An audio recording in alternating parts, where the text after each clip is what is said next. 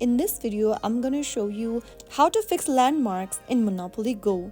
In Monopoly Go, landmarks are vital as they increase your income by boosting the rent on surrounding properties. However, they can be attacked or destroyed by other players. To fix your landmark, first of all, open the Monopoly Go application and then tap on the build button at the bottom. You will then be able to see your landmark that needs fixing. Fixing your landmark will require you to use in-game money.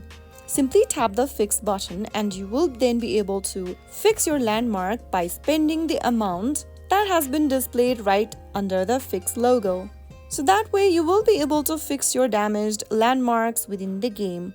Now the upgrade will increase the property's rent potential, allowing you to generate more income. This process also involves placing house and hotels, which further increases the property's value.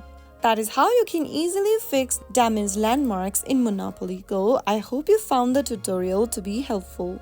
If you did, make sure to give us a thumbs up and don't forget to subscribe for more tutorials from Monopoly Go. I will be back again in the next video. Thanks for watching.